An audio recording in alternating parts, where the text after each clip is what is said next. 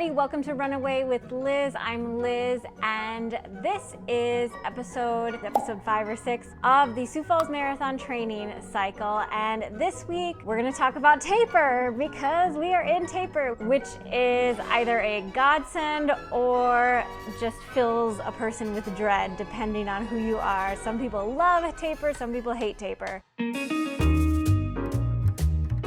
If you're not a runner, or you are a runner and you haven't trained for any races, you might not be totally familiar with the term TAPER. I mean, you'll probably know what the word taper means. But within a training cycle, taper is a 2 to 4 week period leading up to your race. So it is the final period, the final phase of your training before race day. And we call it taper because you are gradually decreasing your mileage that you're running each week leading up to the marathon. So you have your peak week where you've done your longest run, and then from there to race day, you are running less and less each week. Usually you're decreasing it by increments of 20 to 30% of your weekly miles per week. So if you were running, say 21 miles per week, you would run,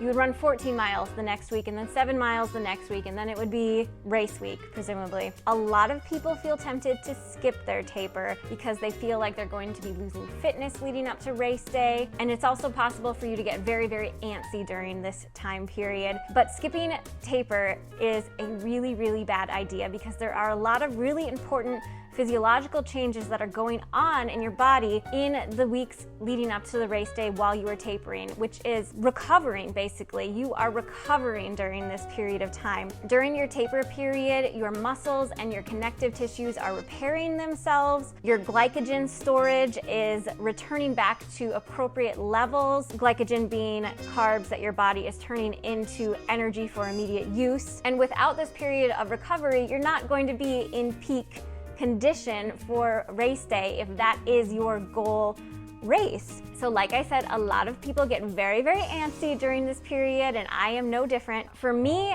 it really helps me to shift the focus of my training, so I'm not so much thinking about running lots and lots of miles, but I'm thinking more about how can I best serve my body to help it recover, and I almost treat the recovery as training itself. So I am making an effort to hydrate throughout the day. I am trying to eat more nourishing foods. I'm trying to get proper sleep, so really focusing on sleep hygiene in the evenings. This is also a great time to start thinking about race day strategies and logistics. Packing, fueling, your race day kits, your race day strategies, such as what are you going to eat the night before of the race? What are you going to eat the morning of the race? I could look at the race elevation map and the course and think about how do I want to pace myself during the race, that sort of thing.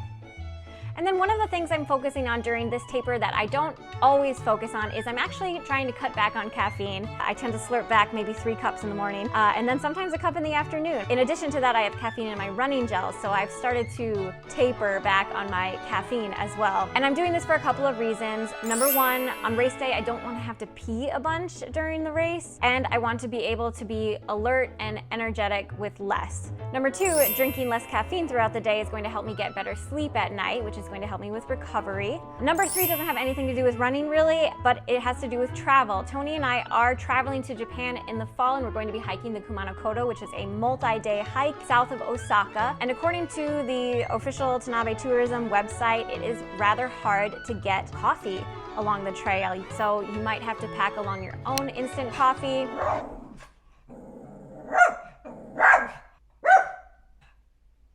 Are we good? What was I saying? And we would probably have to pack our own instant coffee, but at the same time, I don't want to have to hassle with wondering where am I going to get my coffee, and I don't want to feel miserable for a good portion of the day until I get to a place where I could either prepare my own coffee or find coffee at a cafe or something like that. I just think overall it's going to be nicer if I don't have that caffeine dependency on the trail. Another thing that helps me get through the taper phase is to think about what comes after the race. So if you've been following along the running portions of this channel, it might interest you to know what comes after. What is in my plans for after the Sioux Falls Marathon? Earlier this year, I unveiled my race calendar, and I had broken it down into 3 phases. I am currently in the 2nd phase, which is marathon training, and the 3rd phase, which comes after the marathon training, I called the fun fun phase. And I think this plan still holds because the rest of the year is going to be about getting out on some trails, enjoying some nature, some local races, maybe a racecation, and of course our multi-day hike in Japan, which we're very excited about. But there is a part of this fun phase that you probably already figured out because I already told you about it during a lot of this marathon training cycle. And that's that this marathon training cycle is actually the beginning phase of an ultra marathon training cycle that I am going to be moving forward with. I have signed up for a 12-hour timed race for this fall, and my goal distance is 40 miles for that, so anything above 40 miles I will be happy with. Hi, Janine. And I am planning in January or February to do a 50-miler or a 100K race. I haven't chosen which one I am going to do yet. There's not very many of them, and most of them require some travel, so there's just like a lot of logistics to factor in when I'm making that decision. If both of these races, the 12-hour timed race and the 50 or 100K race, go well, then we're looking at potentially a 100-mile race next spring.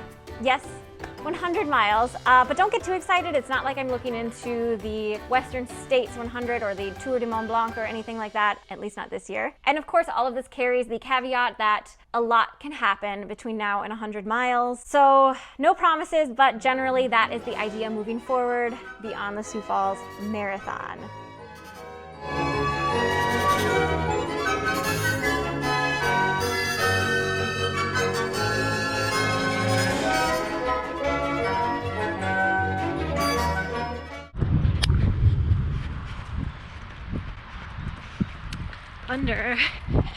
We might be getting kind of a rainy run today. It dumped on me, absolutely dumped on me on that run. We've been getting a lot of these like pop-up thunderstorms this month, just like very typical midsummer humid thunderstorms, but oh my gosh, I am soaked. Like I was standing at a stoplight at a crosswalk and I think a car sped by in the rivers of road and they gave me like an atta-girl. Just like, I just probably looked like this super sad person just like standing at a crosswalk, soaked. But the whole time I was just thinking about that time in the desert when I ran 50 miles and a good 60% of that was just pouring rain. We're at about mile 23 and it's raining in the desert. So this little run was nothing. And actually it was kind of fun to run in the rain. Just buckets of rain. Hi, Channing. Are you happy to be an indoor cat right now? Did you prepare a snack for me while I was gone? I'm gonna take that as a no. I also just wanted to add before we close out that Runaway with Liz now has over 200 subscribers, which is a very exciting milestone for me because I don't promote the YouTube channel very much in any way, and so it's all just been very organic. And I just want to say a big thank you to everybody that has chosen to subscribe to the channel. And to kind of acknowledge this milestone, I thought it would be kind of fun to interact with you guys through a Q&A if that is something that interests subscribers. So if you have any questions at all, feel free to leave them in the comments of this video. And any topic is fair game. You could ask about running, travel, favorite foods, theme parks, ghosts, whatever. And if we get enough questions, then I would love to put out a Q&A video. And if we don't get enough questions for a Q&A video, that is totally okay. I still want to say a huge thank you to each and every one of you for subscribing to the channel. Thank you so much for watching and for following along on my training for the Sioux Falls Marathon. If you have been following along, and if you enjoyed this video and you want to give it a thumbs up, that would be awesome. Thank you so much. And if you want to continue seeing videos about running, travel, and just general good times, you could hit that subscribe button. And if you do, thank you so much. Take care, everybody. See you next time. Bye.